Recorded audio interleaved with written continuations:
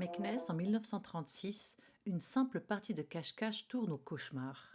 Un panier abandonné, un corps démembré, et derrière un mur, des voix, faibles mais vivantes.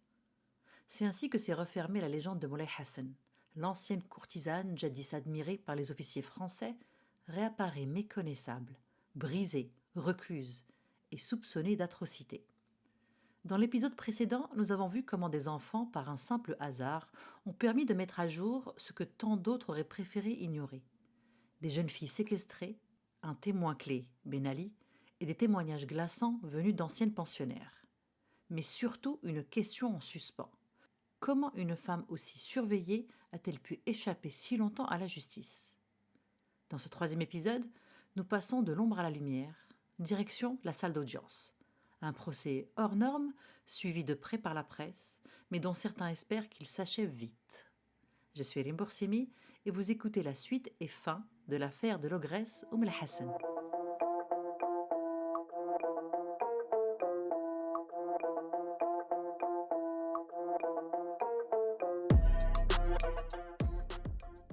1938. 2 ans ont passé depuis la découverte de la maison close abandonnée dans le quartier réservé de Fès. 2 ans de silence, 2 ans sans procès, 2 ans à attendre que la justice veuille bien s'en mêler. Et cette semaine-là, en novembre, le procès s'ouvre enfin. Dans la salle du tribunal de Fès, il fait encore chaud malgré l'automne. Les fenêtres sont grandes ouvertes, mais l'atmosphère reste irrespirable. Dans la salle d'audience, les bancs sont pleins. Officiers, fonctionnaires, notables, journalistes. Et parmi eux, cette invitée inattendue, Colette. Elle a été envoyée par Paris Soir à 65 ans pour couvrir le procès. Mais ce qu'elle découvre, c'est un climat étrange. Un mélange de malaise, d'ennui, de retenue. Elle écrit à son ami René Hamon « On essaie de dégonfler l'affaire ». Et c'est vrai. Dès les premières heures, on sent que le procès dérange. Car il ne s'agit pas seulement d'une femme accusée de séquestration ou de meurtre. Il s'agit aussi d'une femme dont on murmure qu'elle a eu des liens avec des officiers français, peut-être même des officiers de haut rang. Et dans cette salle, certains de ces noms pourraient ressortir. Et beaucoup préféreraient que non.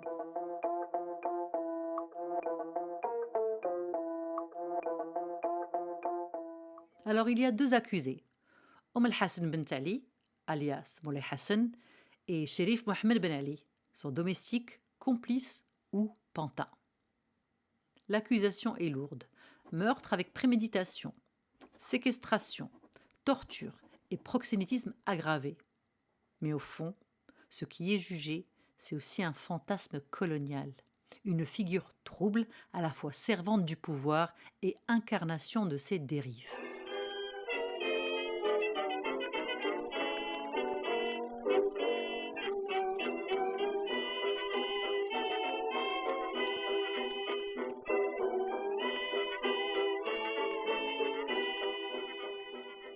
Hassan entre dans la salle.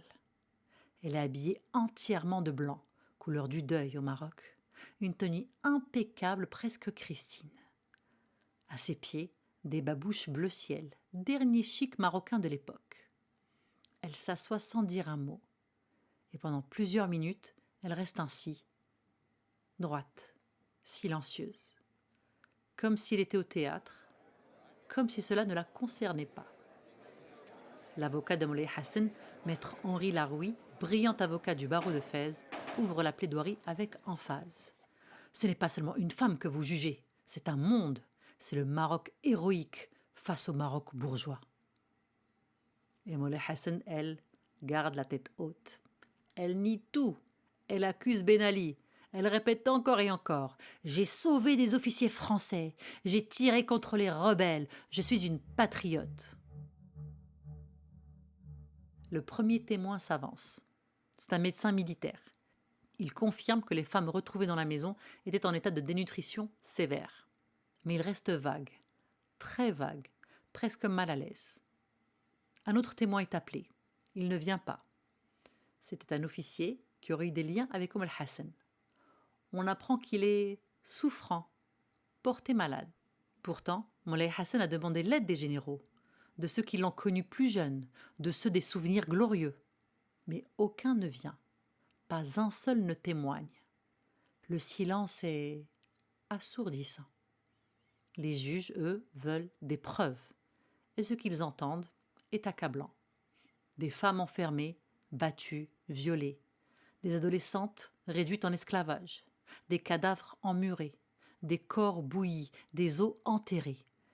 Les survivantes racontent, avec pudeur, avec douleur, mais avec une clarté terrifiante.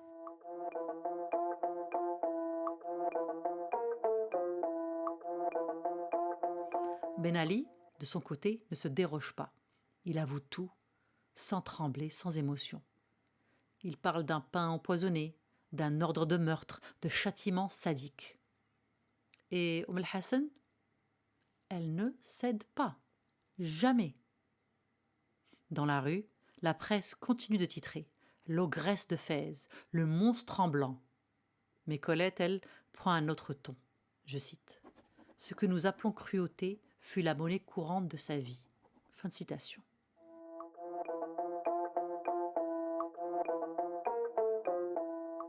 Je voudrais ici faire un aparté sur Colette et sa couverture de cette affaire. Car si la presse française dans son ensemble se rue à Fès pour assister au procès de Moulay Hassan, c'est surtout pour faire du scandale et du chiffre. Les journaux concurrents se lancent dans une surenchère de titres accrocheurs. L'ogresse, la dépeceuse de Meknès, la plus grande criminelle d'Afrique du Nord. Paris Soir, lui, choisit une autre voie. Il envoie Colette, immense écrivaine devenue récemment chroniqueuse judiciaire. Et c'est là que l'affaire prend un tournant inattendu. Dans un super article publié dans les Cahiers de la Justice en mars 2018, Amélie Chabrier, maître de conférence à l'Université de Nîmes, analyse en profondeur le regard singulier de Colette sur ce procès. Là où la plupart des journalistes cherchent à faire monter la sauce, Colette fait exactement l'inverse. Elle commence son reportage non pas dans le tribunal, mais dans les ruelles de Fès. Elle parle de lumière, de souvenirs, de saison. Elle évoque l'automne comme une métaphore de l'âge, de la fin d'un cycle. Et lorsqu'elle entre enfin dans la salle d'audience, elle ne décrit pas les cris ni les larmes. Elle se concentre sur l'accusé, sur Moulay Hassan. Ce n'est pas de la complaisance, mais une tentative rare de comprendre, de cerner, non pas les faits, ils sont déjà documentés, mais la mécanique intérieure de cette femme. Colette ne partage pas l'émotion de la foule, elle reste distante, analytique. À l'inverse de la mise en scène journalistique, Colette isole son sujet, elle le scrute, et dans cette distance, elle ne cherche pas à excuser, elle cherche à comprendre. Une position rare, dérangeante, mais essentielle, et qui donne à ce procès une autre dimension. En revanche, Paris Soir ne se contente pas des chroniques nuancées de Colette.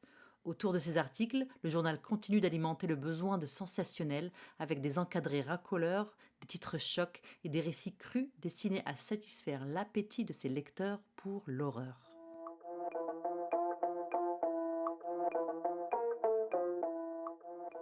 Et au fil des jours, une phrase revient dans les carnets des journalistes, une phrase qu'Oumel Hassan répète. « Puisqu'on veut briser ma vie, je briserai celle de bien d'autres. » Mais briser quoi? Et qui? Car pour le moment, au procès, peu de noms sont cités. Le public, lui, est partagé. Pour les Européens, c'est une, entre guillemets, histoire d'arabe. Pour les musulmans, un sujet tabou. Mais pour tous, c'est tout un spectacle.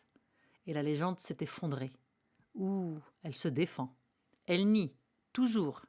Elle garde son calme et elle insiste. Je suis une patriote. J'ai servi la France. J'ai sauvé des officiers. Elle cite des généraux, des décorations promises, un revolver qu'elle dit avoir utilisé pour défendre les Européens en 1912. Mais les témoins de l'accusation racontent autre chose. Le commandant Pisani, le docteur Christiani, des officiers, des habitants, tous disent « Non, elle n'a sauvé personne, on ne l'a jamais vue pendant les émeutes ». Ils remettent en cause tout ce qu'elle raconte. Son acte de bravoure, une invention. La Légion d'honneur, jamais demandée officiellement. Un mythe, peut-être même une couverture politique. Et puis, il y a les autres. Les jeunes femmes retrouvées dans le mur, amaigries, traumatisées. Elles racontent les coups, les viols, les tortures, les danses brûlantes, les disparitions. Sherifa, découpée vivante, Aïcha, empoisonnée dans un jardin, et toutes les autres qu'on ne retrouvera jamais. Son avocat tente l'impossible. Il parle du Maroc d'hier, de la grandeur, de la gloire passée. Mais le procureur l'interrompt. Il dit, je cite, « Je ne juge pas une légende, je juge une femme, une proxénète, une tortionnaire, une tueuse. » Fin de citation. Le verdict tombe. 15 ans de travaux forcés pour elle, 10 ans pour Ben Ali. Et puis la cour se rétracte. Non, elle sera exécutée.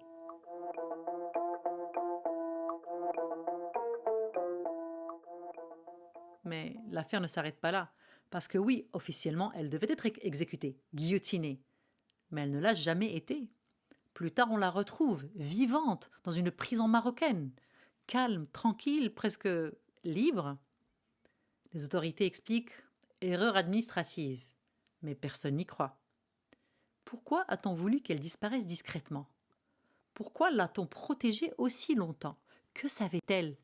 Qui devait-elle faire taire? Et surtout, pourquoi une femme aussi dangereuse a-t-elle pu régner si longtemps au vu et au su de tous? La réponse est peut-être dans ce que le procureur a appelé, entre guillemets, le vieux Maroc. Un vieux Maroc, très français si vous voulez mon avis. Car les victimes certes sont marocaines, mais la meurtrière est algérienne et la justice bien française.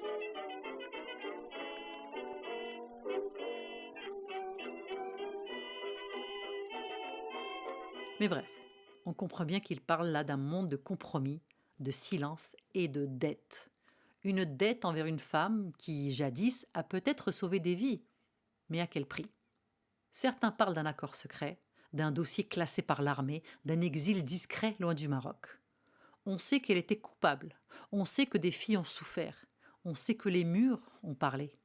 Mais on ne saura peut-être jamais jusqu'où allaient ces crimes. Combien de victimes? Combien de complices? Combien de secrets? Et surtout, pourquoi a-t-elle été protégée si longtemps? Parce que Moulay Hassan n'était pas qu'une proxénète et pas qu'une meurtrière.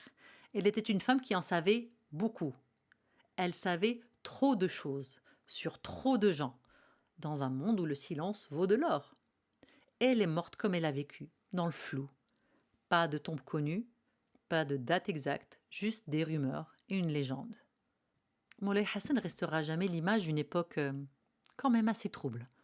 Un miroir déformé d'un Maroc colonisé, fracturé, silencieux.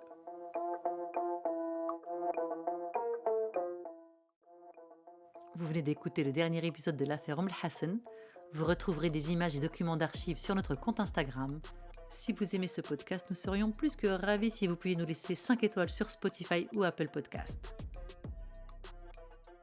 Maroc d'ombre et de mystère est une production de Red Donkey Creative. Cet épisode est préparé et réalisé par Rem Boursemi.